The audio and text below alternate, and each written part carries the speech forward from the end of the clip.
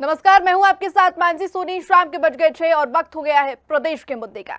देश के 12 राज्यों और केंद्र शासित प्रदेशों में एसआईआर की प्रक्रिया जारी है, जिसे लेकर लोकसभा में नेता प्रतिपक्ष राहुल गांधी की ओर से लगातार चुनाव आयोग की प्रक्रियाओं पर सवाल उठाए जा रहे हैं। बता दें कि चुनावी प्रक्रियाओं पर उठ रहे सवालों ने अब राजनीतिक रूप ले लिया है। इन सवालों को लेकर कैबिनेट मंत्री विश्वास सारंग ने कड़ा जवाब दिया है, जिससे मध्य प्रदेश में सियासत गर्मा गई। आज इसी विषय पर चर्चा होगी, लेकिन उससे पहले देखिए खास रिपोर्ट।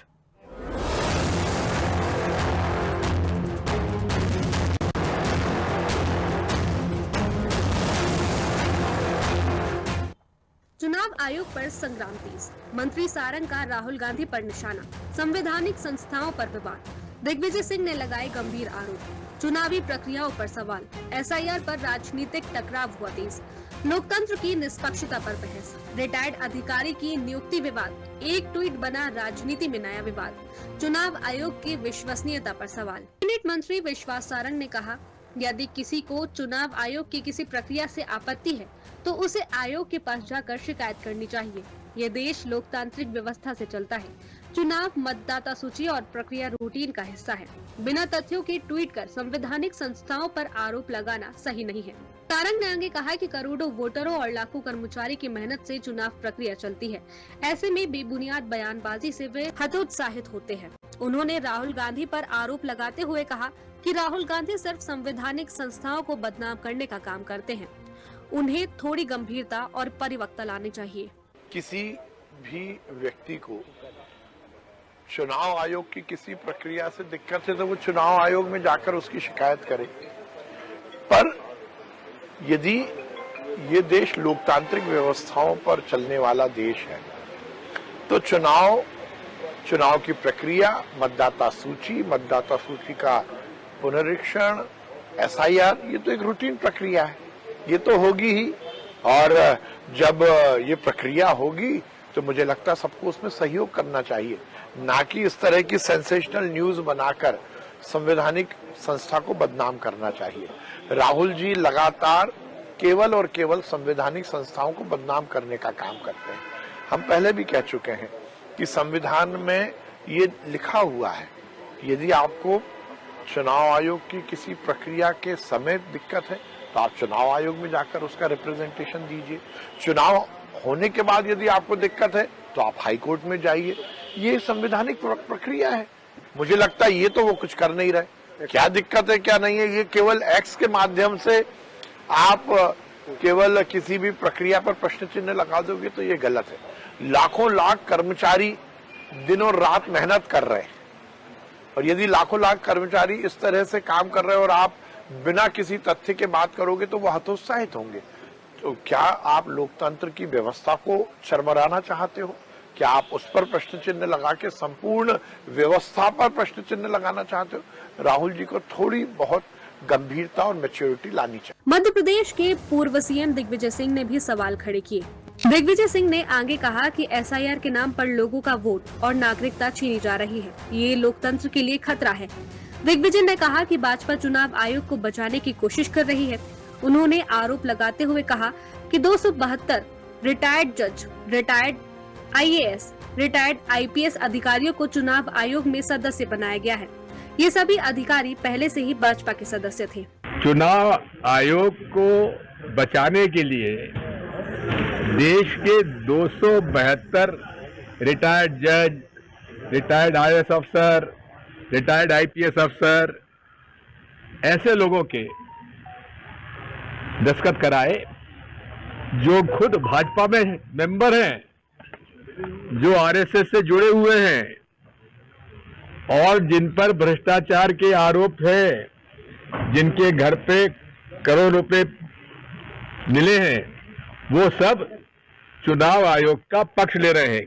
वो चुनाव आयोग जो कि पूरा बेईमानी पर उतरा हुआ है। चुनाव आयोग की प्रक्रियाओं को लेकर उठे सवाल अब सीधे राजनीतिक टकराव का कारण बन चुके हैं। फिलहाल आरोप प्रत्यारोप के इस दौर ने आम मतदाता की पीठ भी नई बहस छेड़ दी है।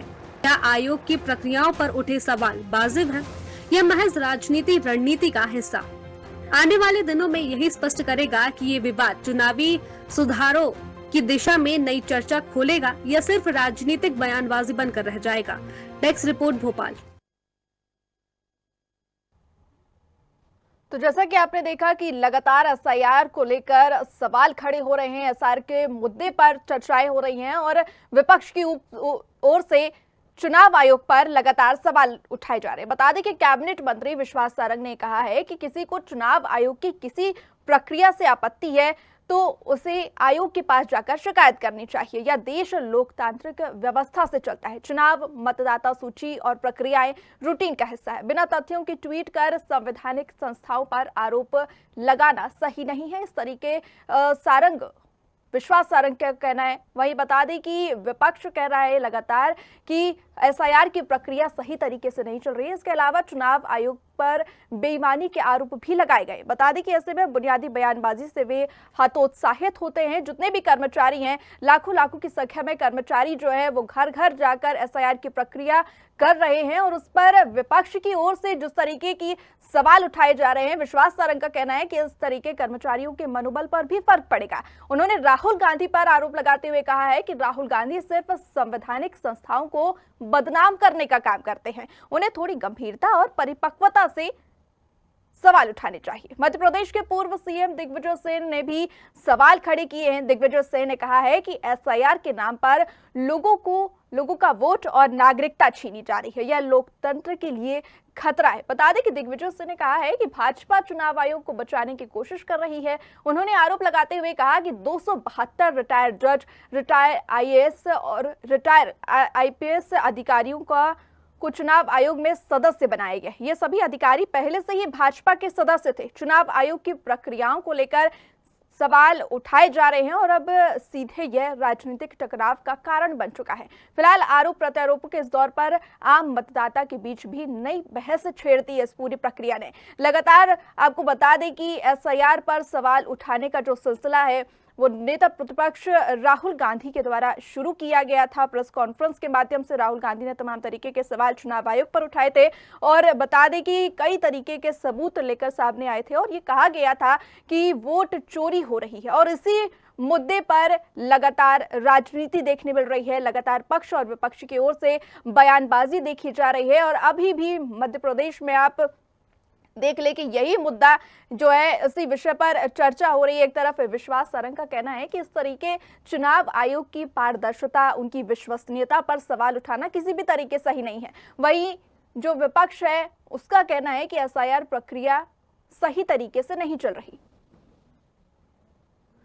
वहीं बता दें कि दिग्विजय सिंह जो है वो लगातार रिटायर्ड जजों, आईएएस और आईपीएस अफसरों के जरिए वोट चोरी करने का आरोप लगा रहे हैं और आज इसी विषय पर चर्चा करेंगे। और चर्चा में हमारे साथ बता दें कि बीजेपी प्रवक्ता गुंजन चौकसी जी जुड़ गए और वरिष्ठ पत्रकार विनोद मिश्रा जी हमारे साथ जुड़ गए। आप दोनों मेहमानों का स्वागत करते हैं। गुंजन जी, सवाल और डिबेट आपसे मैं शुरू करना चाहूंगी। सवाल सबसे पहले ये है कि लगातार सवाल उठाए जा रहे हैं आप पर और एक ये बड़ा और नया आरोप लग रहा है कि रिटायर्ड जज, आईएएस और आईपीएस अफसरों के जरिए वोट चोरी की जा रही है। प्रदेश भर में इस तरीके किया जा रहा है, क्या कहेंगे? देखिए, जब देश के हित में कोई फैसला लिया गया है भारतीय जनता पार्टी के द्वारा, तब तक कांग्रेस को तकलीफ हुई है और कांग्रेस ने उस पर इसी तरीके के निराधार, सत्यहीन और तथ्यहीन आरोप लगाने की कोशिश की है। एसआईआर जो एक मुद्दा है, ये 140 करोड़ देशवासियों के हित के लिए एक संवैधानिक प्रक्रिया है और इसी संवैधानिक प्रक्रिया को अपनाते हुए आगे की कार्यवाही हुई। जो वोट चोरी जैसा आरोप लगाया गया राहुल गांधी जी द्वारा प्रेस कॉन्फ्रेंस करके मीडिया के सामने, और बिहार चुनाव में उसका जो नतीजा है वो आप सबको देखने को मिला। उसका जवाब जनता जनार्दन ने दिया है और भारतीय जनता पार्टी की किसी भी प्रवक्ता को या सरकार को या किसी को भी जवाब देने की जरूरत नहीं पड़ी, जनता ने उसका जवाब दिया है। ये अगर उसकी मैं थोड़ी प्रक्रिया आपको बता दूं, जब कोई भी चुनाव आयोग कोई लेता है, डिसीजंस लेते हैं या इस तरीके की कहीं फॉर्म भरे जाते हैं या चुनाव से संबंधित कोई प्रक्रिया होती है तो कानूनी प्रक्रिया है ना। संविधान में इसमें बहुत सारे प्रावधान हैं जो इनको ये अगर चाहते तो ये उसको चैलेंज करते कोर्ट में। फिर ये न्यायालय नहीं गए। सुप्रीम कोर्ट ने तक इनको फटकार लगाई है अनगिनत मौके पर, और यही वजह है कि राहुल गांधी जी से जब शपथ पत्र पे अपनी शिकायत देने को कहा वोट चोरी की, तो वो पूर्ण रूप से फेलियर साबित हुई, और इसीलिए उन्होंने न शपथ पत्र पे कोई शिकायत दी, न वो न्यायालय के शरण में गए। ठीक है। यही दिखाता है, यही दर्शाता है कि इसे वर्गलाने की जनता को कोशिश की गई, देश ठीक है। में एक नैरेटिव सेट करने की कोशिश की गई। असली वोट चोर कौन है ये राहुल गांधी जानते हैं। चलिए, और ठीक है गुंजन जी। और जो जी ठीक है, आपके पास फिर लौटेंगे। हमारे साथ कांग्रेस प्रवक्ता शहरयार खान जी भी जुड़ गए हैं।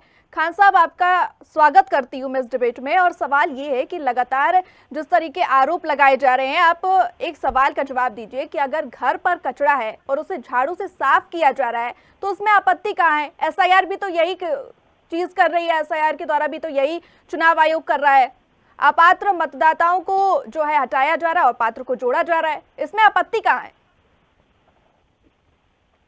धन्यवाद मानसी जी। जी कांग्रेस पार्टी को कहीं भी ऐसी कोई सफाई जो हर साल 25 जनवरी को चुनाव आयोग करवाता है, और ये सतत चलने वाली प्रक्रिया है जी कि जो लोग कहीं दूसरी जगह स्थानांतरित हो गए हैं वो वहां पर अपना नाम जुड़वा ले, यहाँ से नाम कटवा दे, और जो नए लोग आए हैं उनका नाम यहाँ जुड़ जाए, और जो नहीं रहे इस दुनिया में उनका नाम भी हट जाए। मैंने भी अपने परिवार के, मेरी माता जी का नाम हटवाया 2010 में, अनफॉर्चुनेटली वो नहीं रही, तो हमने खुद जाके वो नाम हटवाने का काम करा।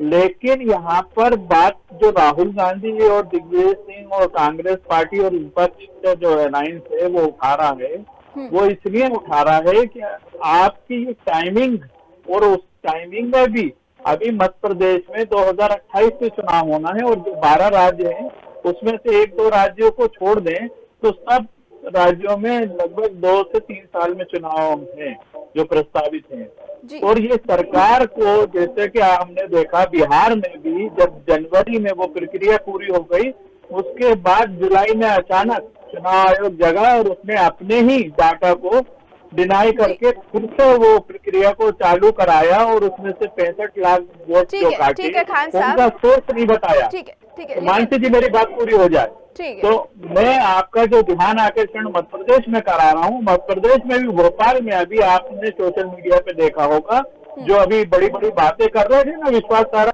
मंत्री हैं, उन्हीं की विधानसभा नरेला में एक हमारी महिला जो है उन्होंने खुद आगे बोला कि उनके उस 4 लोगों के परिवार के घर में 108 वोट जोड़ दिए गए हैं, और उनका वीडियो जब जाहिर है। तो ये नियत और नीति भाजपा की जो चोरी की है उससे अवेयर करना। और जो मेरी बहन बोल रही थी सुप्रीम कोर्ट में वो अभी प्रकरण चल रहा है, और वो उसमें अभी भाजपा या चुनाव आयोग को क्लीन चिट नहीं मिली है। ज्ञानेश्वर कुमार भाजपा के कार्यकर्ता के रूप में जिस तरह का उनका आचरण है वो सारा पूरा देश देख रहा है, और आप उसको बिहार के चुनाव से जोड़ नहीं सकते कि चुनाव में परिणाम ये आ जाए। आपका जवाब हो गया, तो एक सवाल कर लूं सर।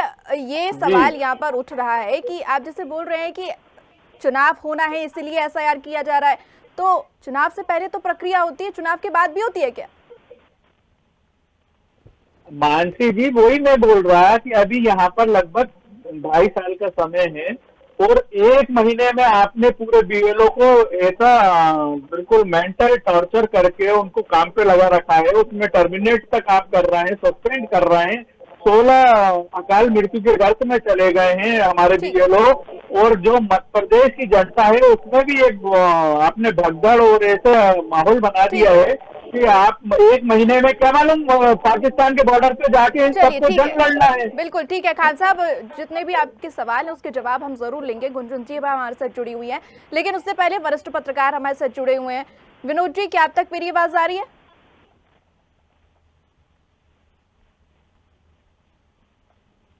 ठीक है, विनोद जी से हमारा जल्द ही संपर्क हो जाएगा, उनसे भी सवाल पूछे जाएंगे। लेकिन गुंजन जी, लगातार सुना आपने खान साहब क्या कह रहे हैं, और लगातार जो है चुनाव आयोग की निष्पक्षता पर भी सवाल उठाया जा रहा है।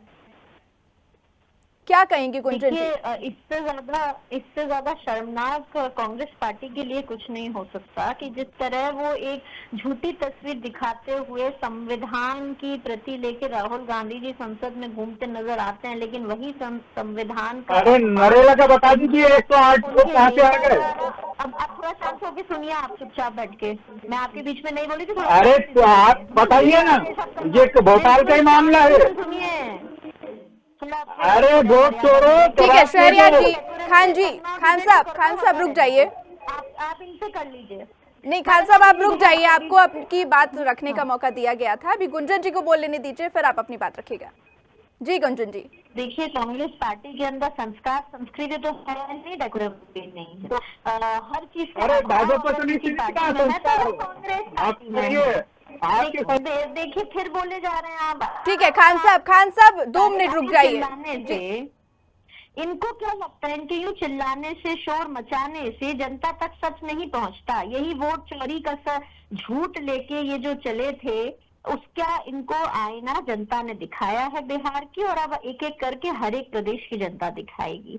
ये जिस तरीके के संवैधानिक संस्थाओं को अपमानित करते हैं, एक संविधान को अपमानित करते हैं, 140 करोड़ देशवासियों की भावनाओं को जागरण करना है, वो यही बताना है है। कि आप कैसे वोट चोरी करके ये चुनावों को प्रभावित करके अपनी जीत बताते हैं। उसमें चुनाव आयोग वाले तो के आपकी भी टीम की तरह काम कर रहा है। ना अगली बार ऐसे प्रवक्ताओं के साथ मैं डिबेट नहीं कर पाऊंगी।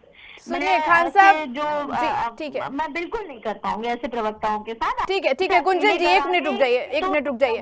खान साहब आपका वक्त भी आएगा, आपको मैं बोलने नहीं दूंगी डिबेट में। जी गुंजन जी 1 मिनट का वक्त दीजिए, 1 मिनट का वक्त दीजिए गुंजन जी। आपको आपकी बात रखने का ही मौका मैं दूंगी, 2 मिनट रुक जाइए। नहीं, अब मैं बिल्कुल भी नहीं, खान साहब तो नहीं बोल। चलिए ठीक है, आप अपनी बात रखिए, अब वो नहीं बोलेंगे, आप अपनी बात रखिए। देखिए, ये SIR एक ऐसी प्रक्रिया है जिससे घुसपैठियों को बाहर निकाला जा रहा है और भारतीय नागरिकता पे मोहर लगाई जा रही है। तो घुसपैठियों का और आतंकवादियों का, मैं रिपीट कर रही हूँ, घुसपैठियों का और आतंकवादियों का समर्थन करने वाली पार्टी और समर्थन करने वाले प्रवक्ताओं को तो तकलीफ होगी ना।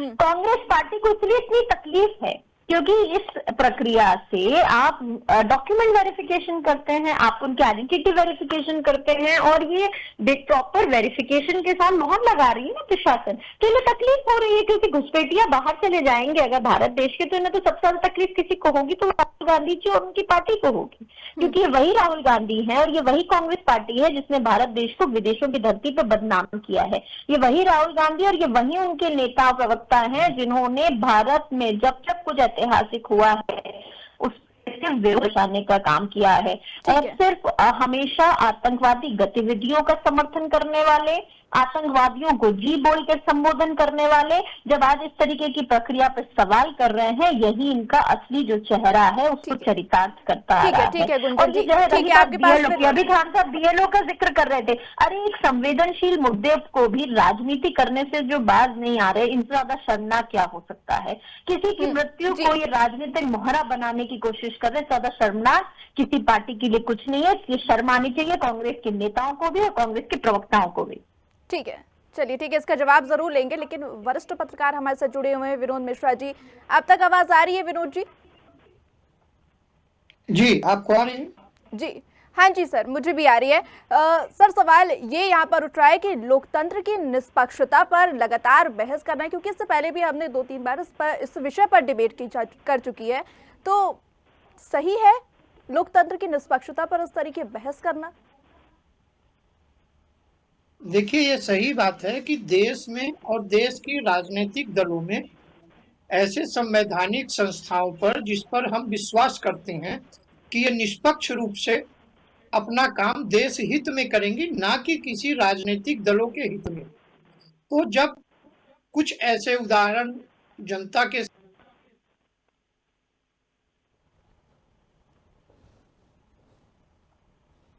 ठीक है, विनोद जी से फिर संपर्क करेंगे और जो उनका सवाल था, सवाल फिर से पूछे जाएंगे उनसे। लेकिन खान साहब आप कुछ बोल रहे थे, आप अपने पक्ष में कुछ बातें रख रहे थे, वो आप रख लीजिए, फिर आपसे सवाल किया जाएगा। मानसी जी, कांग्रेस पार्टी का कहना यह है कि आप ही की अगर हम बात भाजपा की मान लें घुसपैठियों को निकालने का काम करा, तो बिहार से अभी एसआईआर के बाद इन्होंने कितने घुसपैठियों को देश से बाहर करा, मेरी बहन नहीं बता पाएंगी, मात्र 6 लोग।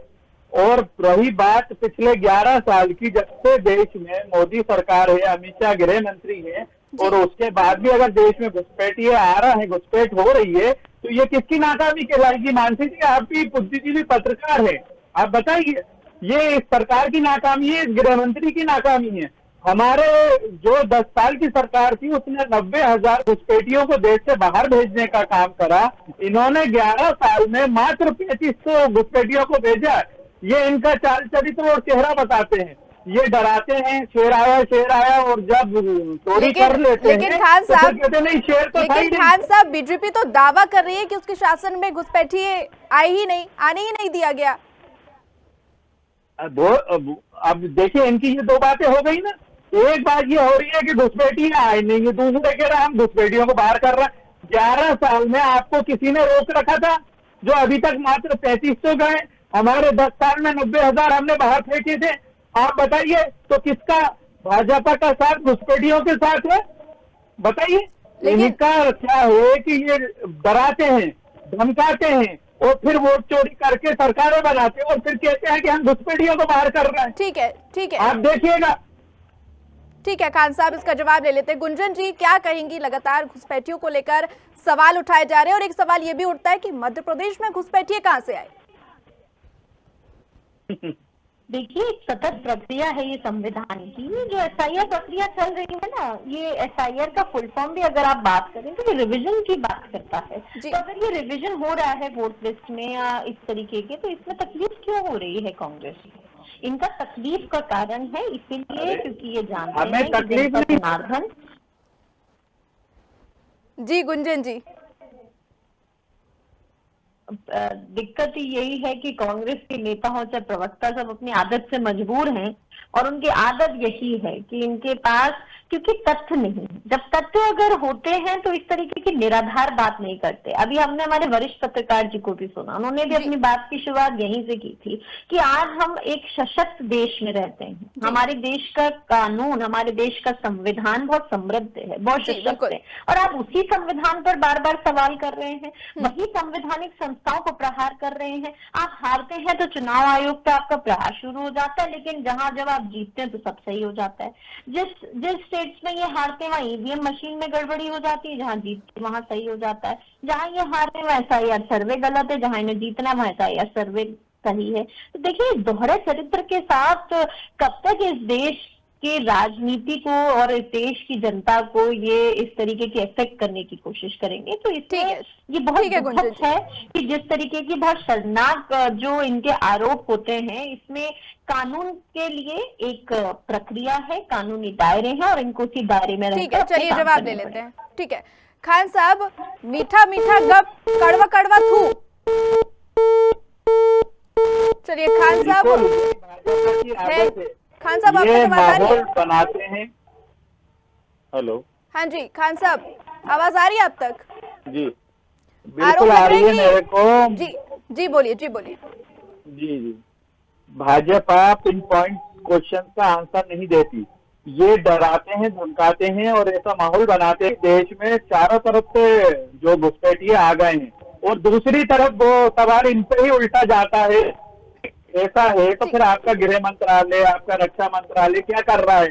और जब हमने 10 साल में 90,000 देश से बाहर फेंकने का काम करा, तो आपने 11 साल में ये घुसपैठियों से क्या रिश्तेदारी कर रखी है जो 3500 लोगों को ही भेज पाए? तो आपने एसआईआर बिहार में बड़ी बड़ी बातें करी, मात्र 6 लोगों को बाहर भेज पाए। तो ये आपका चालचरित चेहरा बताता है, और उसमें चुनाव आयोग जो आपके साथ संलिप्तता दिखाता है, और उसके काउंटर में भाजपा के नेता आके पैरवी करते हैं, तो ये पूरा देश देख रहा है। लेकिन खान साहब, चुनाव आयोग वायरस होके खान साहब, होने वाली प्रक्रिया, जिस तरीके एसआईआर को लेकर सवाल उठ रहे हैं, कांग्रेस की सरकारें थी तभी भी एसआईआर हुआ था, फिर अब विरोध क्यों, क्या वजह है? मानसिक विरोध नहीं है, ये लोग भ्रम फैलाने का काम करते हैं। जब इनकी एक चोरी को पकड़ो आप, तो ये माहौल को उल्टा करते हैं कि कांग्रेस घबरा रही है, घुसपैठिए हैं, ये है वो। अरे आप ये बताइए, यह निरंतर चलने वाली प्रक्रिया है। अभी मध्य प्रदेश के चुनाव में बहुत लंबा समय है। आपको बिल्कुल। अगर वो सूची को दुरुस्त करना है, पाक साफ करना है, पवित्र करना है, तो आप उसको 3 महीने में कर सकते हैं, 4 महीने में कर सकते हैं। लेकिन इतना हार्ड एंड फास्ट क्यों? कहना यह है कांग्रेस का, आपने चुनाव आयोग की आड़ में वो कर्मचारी अधिकारियों पे इतना बेजा बोझ क्यों डाला, जिससे कि कई लोग अटैक आके इस दुनिया को छोड़ रहे हैं, उनके परिवार टेंशन में है, वो अधिकारी कर्मचारी कलेक्टर के प्रेशर में है। ऐसा क्या हो रहा है कि अगर 1 महीने में ये नहीं होगा तो हम वो आगे नहीं कर पाएंगे? ऐसा क्या है? क्या हमारे यहाँ चुनाव प्रस्तावित है? चलिए, जैसे ठीक है। बिहार में थे, वहां तो आपने ये बोला कि चुनाव प्रस्तावित है इसलिए जल्दी करा। आप अभी दिल्ली में कर लीजिए, आप दूसरे राज्यों में कर लीजिए। चलिए जवाब ले लेते हैं ना। गुंजन जी क्या कहेंगी? लगातार आरोप लग रहे हैं और ये भी कहा जा रहा है कि जब चुनाव आयोग से सवाल किया जाता है तो आप लोग जवाब देते हैं उनके पक्ष में। देखिए, चुनाव आयोग से सवाल किया जाता है, चुनाव आयोग इनसे जवाब भी मांगता है, शपथ पत्र मांगता है, तो ये भाग जाते हैं। तो वही सवाल हमारा इनसे है कि ये मीडिया के सामने क्यों तथ्य रखते हैं? क्या मीडिया फैसला लेता है इस देश में? ये कानूनी प्रक्रिया में क्या मीडिया का कोई रोल होता है? नहीं होता है। नहीं तो आप मीडिया में बैठे आप भी जानते हैं कि कानून की प्रक्रिया कानून के दायरे में रखा जाता है, न्यायालय है उसके लिए। एक प्रक्रिया है कि अगर आपको चुनाव आयोग के किसी फैसले से ऐतराज है तो आपको 45 दिन के अंदर उसमें आप चैलेंज कर सकते हो। क्या इन्होंने किया? नहीं किया। लेकिन उसके बाद एक हल्ला करके सिविक नैरेटिव सेट करने की कोशिश करते हैं। इन बातों का कोई जवाब नहीं है। इनकी जो निराधार बातें हैं, ये आरोप है, ये उतने निराधार है जितने कि अब इनकी पार्टी निराधार है। ये धीरे धीरे हर प्रदेश से इनका अस्तित्व खोता जा रहा है। मध्य प्रदेश में भी आपने देखा था 29 के 29 सीट पे कमल खिला था। आपने अभी बिहार में देख लिया, बिहार में जो इनका हाशु हुआ है, ये कांग्रेस पार्टी अब कहीं मुंह दिखाने के लायक नहीं बची और इसलिए इस तरीके के आरोप लेकर आती है। ये वोट चोरी जैसा जो इन्होंने निराधार आरोप लगाया है, ये उसी का नतीजा है। बिहार की जनता ने इन्हें जवाब दिया है कि अगर ये हमारे देश पर सवाल उठाएंगे तो उसका जवाब देश की जनता ही देगी। बिल्कुल बिल्कुल। चलिए ठीक है। विनोद जी आपके पास आना चाहते हैं। लगातार जो है चुनाव आयोग पर सवाल उठाए जा रहे हैं, उनकी विश्वसनीयता, उनकी पारदर्शिता पर सवाल उठाए जा रहे हैं। क्या लगता है आपको जिस तरीके कहा भी जा रहा था बीजेपी के कुछ नेताओं के द्वारा कि अधिकारियों के और कर्मचारियों के मनोबल पर भी फर्क पड़ेगा, आपको क्या लगता है? निसंदेह अधिकारियों और कर्मचारियों के मनोबल पर फर्क पड़ता है और उनकी जो कार्य की क्षमता होती है वो भी प्रभावित होती है। यदि कोई भी अधिकारी निष्ठा से कार्य कर रहा है तो इस तरह के कटु आलोचनाओं से कहीं ना कहीं भ्रमित भी होता है और एक भय भी व्याप्त होता है कि देखिए इतना सब करने के बाद भी मेरे ऊपर आरोप मढ़े जाते हैं। तो राजनीतिक दलों को इस पर अवश्य विचार करना चाहिए कि यदि इस तरह के कोई आरोपित कार्य नहीं किए जा रहे हैं तो उनका मनोबल बढ़ाया जाए, जिससे वे अच्छे से और निष्पक्षता से कार्य कर सके। यदि इन प्रकार कुछ अधिकारी इस तरह का कोई कार्य कर रहे हैं तो उनके लिए जो व्यवस्था है, न्यायालय की बनी है या निर्वाचन आयोग की बनी है या सदन बने हैं, उसके माध्यम से अपनी बात उठानी चाहिए। लेकिन इसके साथ ही मीडिया चूंकि जन जागरण के लिए और जनता का एक संदेश का केंद्र तो है, तो इस माध्यम से भी कई बार इस तरह की बातें उठाई जा सकती है। निर्णय भले ना मीडिया कर सके लेकिन जनता में वो संदेश तो अवश्य देती है और जनता भी उस कार्य प्रणाली के आधार पर यह देखती है कि जो संस्थाएं हैं वो कितना सही कार्य कर रही हैं या कहीं अपना गोलमोल जवाब करके उसका प्रयास कर रही हैं कि हम बचा लें उसको या दबा लें। तो इसलिए विनोद जी एक छोटा सा सवाल और यहाँ पर खड़ा होता है, उसका संक्षिप्त में आपसे जवाब जानना चाहते हैं कि जिस तरीके 4 नवंबर से 4 दिसंबर तक समय अवधि तय की गई है, तो क्या ये समय अवधि कम है? क्या बीएलओ पर ज्यादा तनाव बढ़ रहा है? देखिए, समय के साथ जिस तरह की घटनाएं हो रही हैं और बीएलओ जो है अपने कार्य के दबाव से, एक तो कारण यह है कि उनको अपने जो विभाग के कार्य हैं वो तो करने ही हैं उन्हें, उसके साथ ये निर्वाचन के कार्य भी करने हैं और कई ऐसे अनट्रेंड हैं, तो स्वाभाविक है कि दबाव तो उनका मानसिक रूप से है। कुछ जैसे आत्महत्या तो नहीं कहना चाहिए लेकिन दबाव के कारण जो मृत्यु को 2-4 मर चुके हैं, तो ये मानिए कि समय बढ़ा दिया जाए जिससे एक दबाव मुक्त होकर के कार्य कर सके तो प्रदेश के कर्मचारियों के लिए एक अच्छा माहौल डेवलप हो जाएगा और अच्छे ढंग से हो जाएगा। बिल्कुल बिल्कुल आपकी बात से सहमत है। और पूरी ये जो डिबेट है उसका सार ही यही निकलता है कि लगातार जिस तरीके एसआईआर पर सवाल उठाए जा रहे हैं, लगातार विपक्ष जो है वो सवाल उठा रहा है, तो इस पूरी प्रक्रिया को, क्योंकि ये सदा चलने वाली प्रक्रिया है, तो उस पर समर्थन बहुत जरूरी हो जाता है। फिलहाल आप तीनों मेहमानों का चर्चा में जुड़ने के लिए बहुत शुक्रिया। तो बता दें कि लगातार एसआईआर को लेकर सवाल खड़े हो रहे हैं। राहुल गांधी की प्रेस कॉन्फ्रेंस से शुरू हुई यह बहस अभी तक चल रही है और मध्य प्रदेश में भी लगातार पूर्व मुख्यमंत्री दिग्विजय सिंह और राहुल गांधी के द्वारा लगातार आरोप लगाए जा रहे हैं और उसका जवाब भी जो है वो बीजेपी के कुछ नेता देते हुए नजर आते हैं। लेकिन अब देखना होगा कि चुनावी सुधारों की दिशा में यह नई चर्चा खोलेगा या फिर सिर्फ राजनीतिक बयानबाजी बनकर रह जाएगा। फिलहाल आज के प्रदेश के मुद्दे में इतना ही। अब मुझे दीजिए इजाजत। नमस्कार।